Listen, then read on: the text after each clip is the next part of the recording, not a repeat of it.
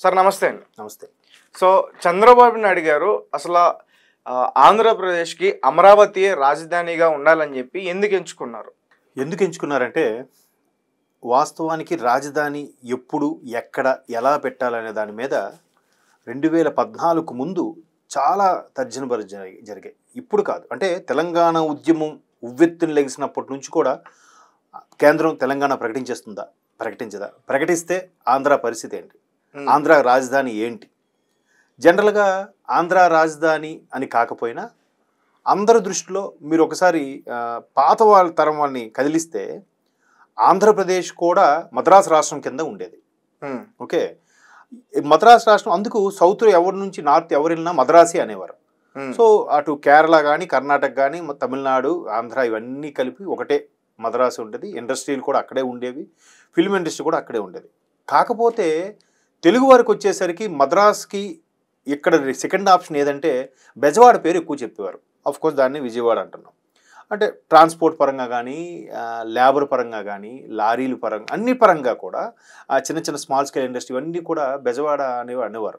ఒకప్పుడు ఆ film industry కానీ అది కూడా సెకండ్ ఆప్షన్ కింద బెజవాడే ఉండేది.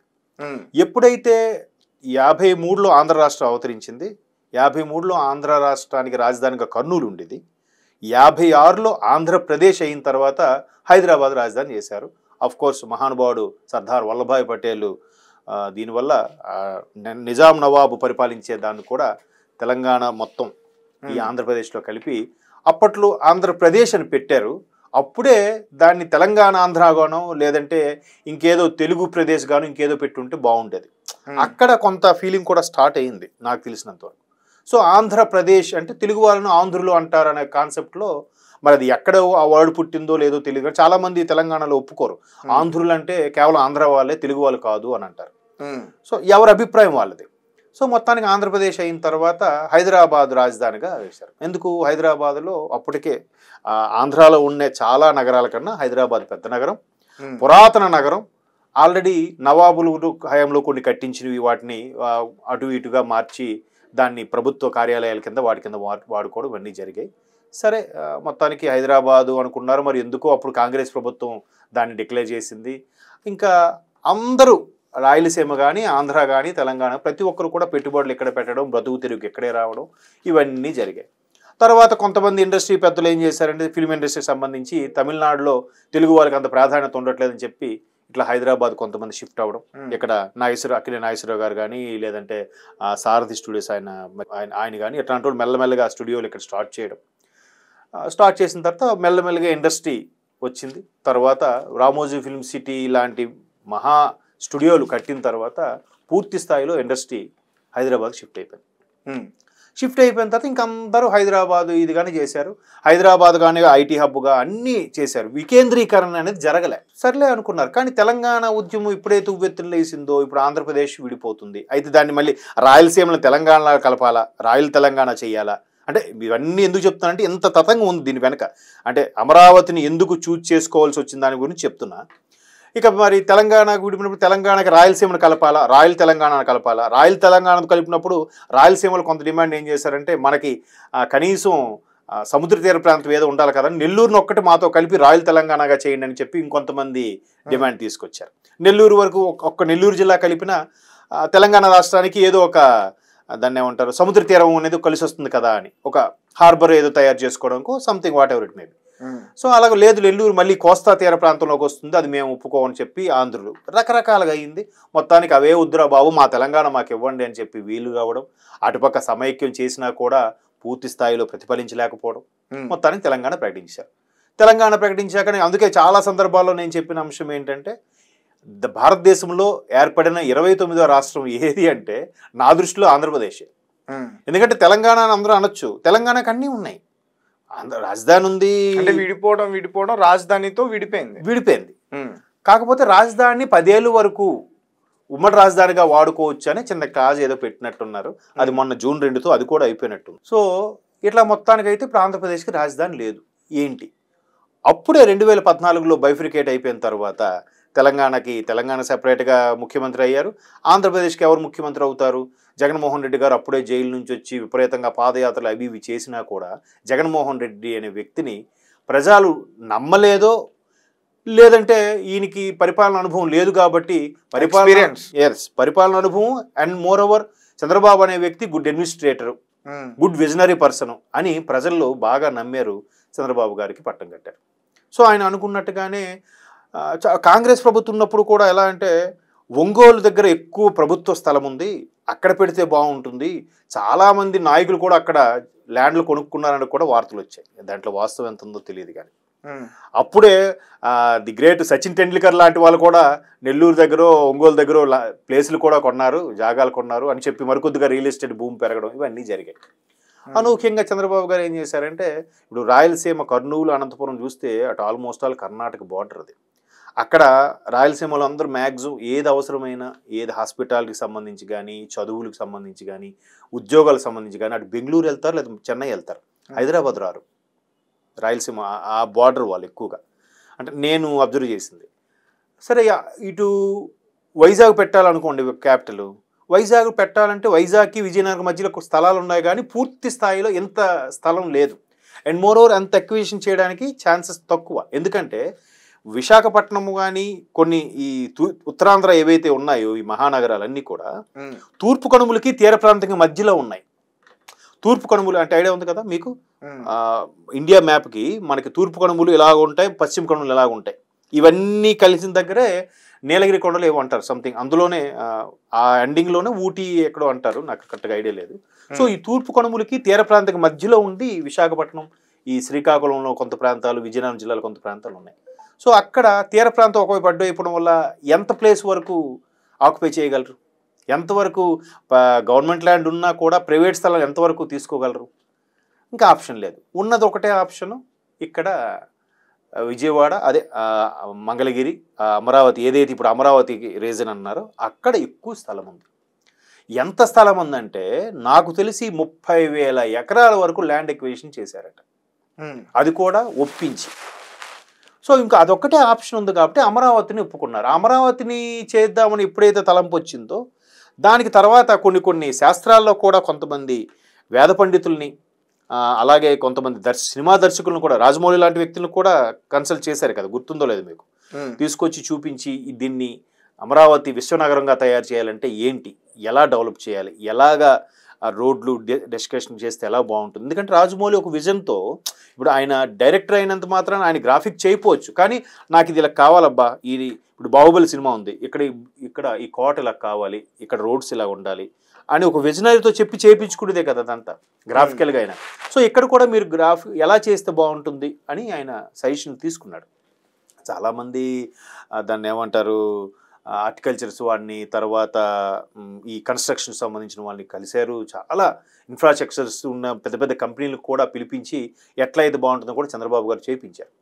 సో ఇంతమందికి కూడా ల్యాండ్ ఎలా ఇచ్చారు అంటే కొంత ఒప్పందం, ఇన్నేళ్ళు లీజుకను, లేదంటే మీకు ఇస్తే మీకు ఉపాధితో పాటు మీరు ఇక్కడ కొంత వేరే దగ్గర కొంత ల్యాండ్ ఇస్తామను, మీరు అక్కడ ఇల్లు కట్టుకోవడానికి ఇస్తామను, లేదంటే మీ పిల్లలకు ఉద్యోగాలను, ఏదో మొత్తానికి చంద్రబాబు నాయుడు గవర్నమెంటు చాలా తలనొప్పులు చాలా ఇబ్బందులు పడి మొత్తానికి వాళ్ళందరికీ ఒప్పించింది.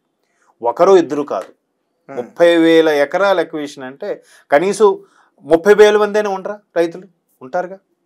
ఎందుకు అంత గత ప్రభుత్వంలో ఈ సుమారుగా ఈ 5 ఏళ్ళ పాటు 365 × 5 వేసుకోండి, ఎన్ని రోజులు కూడా అక్కడ ధర్నా చేస్తూనే ఉన్నారు కదా అమరావతి రైతులు. సో వాళ్ళందరూ కూడా ఎందుకు అంత ఇదైపోయారంటే ఇంత మేము చేసి మేము ఏదో ఆశించి, ఎవడైనా అంతే కదా పెడతాడంటే ఎవరికైనా ఆశ. మా ప్రాంతంలో రాజధాని అయితే మా భూమిని వాళ్ళకి ఇచ్చినందుకు, మాకు దాని పక్కనే మాకు వేరే ప్లేస్ ఇస్తే అక్కడ మేము ఇల్లు కట్టుకుంటే రేపు పొద్దున రాజధాని అయితే మా పిల్లలు ఎక్కడే సెటిల్ అవుతారు అని ఎవరి స్వార్థం వాళ్ళకు ఉంటుంది. మొత్తానికి అట్లా ఎన్ని వేల మంది రైతులకి చంద్రబాబు గారి ప్రభుత్వం ఒప్పించి అమరావతిని డిసైడ్ చేశారు. అది కూడా ఎందుకు, అమరావతి నథింగ్ బట్ విజయవాడకు ఆనుకునే ఒక మహానగరం తయారు చేద్దామని. ఇక్కడ వాళ్ళు చెప్పే కాన్సెప్ట్ ఏంటంటే హైదరాబాద్, ఉమ్మడి ఆంధ్రప్రదేశ్ ఉన్నప్పుడు హైదరాబాద్ తర్వాత వెల్ ఎస్టాబ్లిష్డ్ సిటీ ఏదైనా ఉందంటే వైజాగ్, విజయవాడ, తిరుపతి, తర్వాత ఒంగోలు, నెల్లూరు. ఇంకోటి విజయవాడ పక్కన గుంటూరు కూడా ఉంది. ఇంకో అద్భుతమైన విషయం ఏంటంటే ఒక పెద్ద నగరం పక్కన ఇంకో దగ్గరలోనే ఒక 20-30 కిలోమీటర్లు ఇంకో మహానగరం తయారవడం అనేది చాలా అరుదు. ఎందుకంటే విజయవాడ అంత పెద్ద నగరం పక్కనే మళ్ళీ గుంటూరు కూడా అదొక పెద్ద నగరం. పర్టికులర్గా మీరు చూస్తే విజయవాడ కన్నా విస్తీర్ణ పరంగా గుంటూరే పెద్ద ఉంటుంది నాకు తెలిసి. అఫ్ కోర్స్ విజయవాడ మొదటి నుంచి ఉన్న పాత నగరం కాబట్టి దానికి నేము ఫేమ్ ఉంది. ఎందుకంటే జంక్షన్, బిగ్గెస్ట్ జంక్షన్ సౌత్లోనే నాకు తెలిసి, ఇండియాలోనూ కూడా పెద్ద బిగ్గెస్ట్ జంక్షన్ అంటారు రైల్వే పరంగా. ఈవెన్ ట్రాన్స్పోర్ట్ పరంగా కూడా పెద్ద కాంప్లెక్స్, ఆర్టీసీ కాంప్లెక్స్ కూడా. సో అట్లా విజయవాడ అయితే అటు రాయలసీమ వాళ్ళకి, ఇటు నెల్లూరు వాళ్ళకి, ఇటు ఉత్తరాంధ్ర వాళ్ళకి కూడా సెంటర్లో ఉంటుంది. ఎవరికైనా ఒక మ్యాక్సిమం 6 hours 7 hours జర్నీ అనే కాన్సెప్ట్లోనే అక్కడ పెట్టడం జరిగింది. ఆ తర్వాత శాస్త్ర పండితులు కూడా కొంతమంది ఏం చెప్పారంటే ఇది బ్రహ్మంగారు చెప్పిన దాంట్లో కూడా ఉంది, రాబోయే రోజుల్లో తెలుగు వారికి అమరావతి రాజధానిగా మారే అవకాశం ఉంది అని కూడా చెప్పారు. దాంతోపాటు ఇంకోటి కూడా చెప్పారు, మన గౌతమీపుత్ర శాతకర్ణి పేరు విన్నారు కదా, అది బాలయ్య గారి సినిమా కూడా వచ్చింది. ఆ శాతకర్ణి గారు మన తెలుగువాడు. ఇక్కడ నుంచి అమరావతి నుంచి కూడా మొత్తం భారతదేశాన్ని అంతా కూడా పరిపాలించాడు ఆయన. మీరు ఆ సినిమాలో కూడా చూస్తే అమరావతిలో కుందేలుకు మీసాలు ఉంటాయని కూడా చెప్తా. అంటే పౌరుషానికి అంత పేరుగాంచి మొత్తం దేశం అంతటా కూడా ఈ అఖండ భారతాన్ని కూడా ఒక్క తాటిపై తీసుకొచ్చింది ఈ అమరావతి నుంచే. కాబట్టి మరలా పునర్వైభవం రాబోతుంది, అంతే కదా, తాతలు చేసింది తరతరాలకి అంటారు. సో ఆ వైభవంతో మరలా ఇప్పుడు అమరావతి పునరుద్ధరణకి స్టార్ట్ అయింది, మరొక మహానగరం తయారైపోతుంది అనేది వీళ్ళు చెప్పారు. దీనికి మరలా అదేంటది లేవా చేయకూడదు అంటే already Vijayawada developed, Visakhapatnam already దానికి ప్రకృతి సహసిద్ధంగా ఏర్పడిన వనరులు ఉన్నాయి. విశాఖకి మీరు ప్రకృతి అందాలు మీరు చూస్తే ఆ షీషోర్ ప్లస్ పాయింట్, ప్రతిది కూడా హార్బరు, ఇవన్నీ కూడా ఉన్నాయి. పైగా సెంట్రల్ గవర్నమెంట్ సంబంధించిన త్రివిధ దళాలకు సంబంధించిన బేస్ క్యాంపులు కూడా అక్కడ ఉన్నాయి. ఆర్మీకి కానీ, నేవల్కి కానీ, ఎయిర్ ఫోర్స్ సంబంధించిన కొన్ని ఉన్నాయి విశాఖలో. సో దాన్ని ఎవరు డెవలప్ చేయక్కర్లే, బై డిఫాల్ట్గా డెవలప్ అవుతుంది. సో ఒక కొత్త నగరాన్ని క్రియేట్ చేస్తే ఎలా ఉంటుంది? ఆయన విజన్ ఏంటి? ఒకప్పుడు సైబరాబాద్ అని పెట్టాడు. సైబరాబాద్ ఎక్కడి నుంచి వచ్చిందండి? ఉందా సైబరాబాద్ అనేది ఇంతకుముందు? హైదరాబాద్ ఉంది, సికింద్రాబాద్ ఉంది, రెండింటినీ కలిపి ఆయన సైబరాబాద్ అన్నాడు. ఈ రెండు పేర్లతో కలిపి ఇంకో నగరాన్ని సృష్టిస్తాను, అదే సైబరాబాద్ అన్నాడు. అక్కడ మాధాపూర్ నుంచి అదొక హైటెక్ సిటీ, ఆ తర్వాత కొండాపూరు, గచ్చిబౌలి, ఇదంతా కూడా అదొక వేరే భూతల స్వర్గం ఈ రోజుకి. ఆయన అప్పుడే అన్నాడు, ఎప్పుడు ఆల్మోస్ట్ 99లోనే విజన్ 2020తో మనం అందరం పనిచేయాలి అన్నాడు. అంటే సరిగ్గా టార్గెట్ పెట్టుకున్నాడు అక్కడికి 20 ఏళ్ళు కానీ. 2020 సరికి ఎలా తయారైంది హైదరాబాద్? సో అదే కాన్సెప్ట్తో, అంటే ఇక్కడ ఆయన నేను పొగుడుతున్నానో లేదా ఆయన ఫేవర్గా చెప్పిన మాట కాదు ఇది. ఏదైతే ఆ విజన్ అనుకున్నాడో ఆ విజన్ వచ్చేసరికి ఇప్పుడు ఎలా రూపుదిద్దిందంటే, ఆయన అనుకున్నప్పుడు అందరూ ఏమన్నారు, కంప్యూటర్లు ఏమైనా తిండి పెడతాయా, ఈ ఐటీలు ఏమైనా మనకు ఉపయోగపడతాయా, ఎందుకు అసలు ఎవరికి వ్యవసాయ రైతులకి కూలీలకి వాళ్ళకి ఉపయోగపడేది చెప్పొచ్చు కదా, ఆ కరెంటు ఏమైనా ఇవ్వచ్చు కదా. ఇప్పుడు రాజశేఖర రెడ్డి గారు 2004లో రావడానికి కూడా ఈ కరెంట్ ఎఫెక్టే, ఫ్రీ కరెంట్ అని చెప్పాడు ఆయన. సో అప్పటి వరకు ఈయన ఫ్రీ కరెంట్ అది చెప్పలే. ఈయన మిగతా అంటే మనిషిని ఎలా బతకాలో నేర్పించాడు, రకరకాలుగా రిసోర్సెస్ కల్పించాడు. ఇవన్నీ అవుడు తిండి పెడతాయన. ఈరోజు హైదరాబాద్లో ఉండే 1.5 కోటి జనాభాలో 80 లక్షల మంది ప్రత్యక్షంగా పరోక్షంగా ఐటీ సెక్టార్ మీద బతుకుతున్నారు. మీకు ఆ విషయం తెలుసా? 80 లక్షలు అంటే ఆల్మోస్ట్ సగం మంది కదా. మరి ఆ రోజు ఇది తిండి పెడతాదని అన్నారుగా, ఇప్పుడు ఏం మాట్లాడతారు? ఇప్పుడంటే ఏమంటారు, ఆయన చేసింది ఏముంది, ఆటోమేటిక్ హైదరాబాద్ అందరూ చేశారు. ఎప్పుడో నేదురుమల జనార్దన్ రెడ్డి గారు టైంలో శంకుస్థాపన చేశారు. శంకుస్థాపన చేసి రాయేసేస్తే అయిపోయిందా? గవర్నమెంట్ డెవలప్ అయిపోయిందా? మరి పట్టించుకోకర్లే. పోలవరం కూడా ఎప్పుడో శంకుస్థాపన చేశారు. చంద్రబాబు గారు మొన్న హయాంలో కదా 70% అయ్యింది. రాయేసేస్తే అయిపోయినట్టన్నా. అంటే కొంతమంది వితండవాదంతో అలా మాట్లాడారు. ఎక్కడ? ఎస్పెషల్లీ తెలంగాణలో. నేదురుమల జనార్దన్ రెడ్డి గారు ఎప్పుడో రాయేశారు, ఆయన వేసిన బీజమే, ఆయన రాయేసి వదిలేశాడు, తర్వాత ఏం పట్టించుకున్నాడు? అట్లా పోలండి, ఎవరి అభిప్రాయం వాళ్ళది.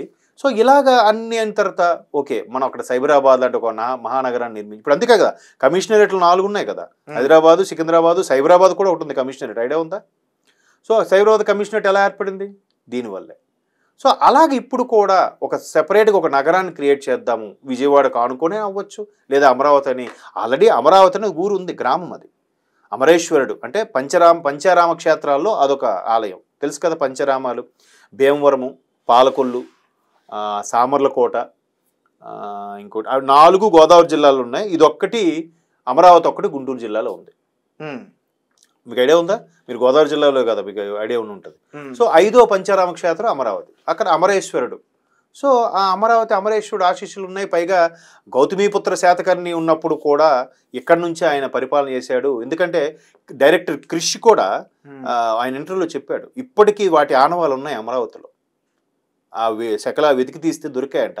అప్పటి రాతలు తెలుగు అక్కడి నుంచి పరిపాలించారని, దానికి సంబంధించిన మూలాలు ఉన్నాయని కూడా ఆయన గౌతమిపుత్ర శాతకర్ణి సినిమా ప్రమోషన్ టైంలో చెప్పాడు ఆయన కూడా. సో ఒకప్పుడు మన తెలుగువారు దిగ్విజయంగా అఖండ భారతావని పరిపాలించిన అమరావతి కూడా ఇదే. దానితో బ్రహ్మంగారు కూడా రాబోయే రోజుల్లో తెలుగువారికి ఇది అమరావతి రాజధాని క్షేత్రంగా విరాజిల్లుతుందని కూడా ఆయన చెప్పారట బ్రహ్మంగారు కాలజ్ఞానంలో. సో ఇట్లా మొత్తం మీద మరి ఆ భగవంతుడు చెప్పిన సంకల్పమో లేదంటే ఆయనకి మైండ్లో అలా పుట్టిందో తెలియదు, ఆ విధంగా అది దారి తీసుకోవడం అమరావతి కాన్సెప్ట్. నెక్స్ట్ వాళ్ళు వచ్చి మీకు తెలిసిందే, కావాలని చంద్రబాబు గారు పెట్టారు కాబట్టి అది చేయకూడదు. చంద్రబాబు గారు ఈ కంపెనీ వచ్చింది కాబట్టి ఈ కంపెనీ ఉండకూడదు. చంద్రబాబు రోడ్డు వేసాడు కాబట్టి రోడ్డు తవ్వేయాలి. చంద్రబాబు ప్రజావేదిక కట్టాడు కాబట్టి కూల్చేయాలి. ఇదే కాన్సెప్ట్.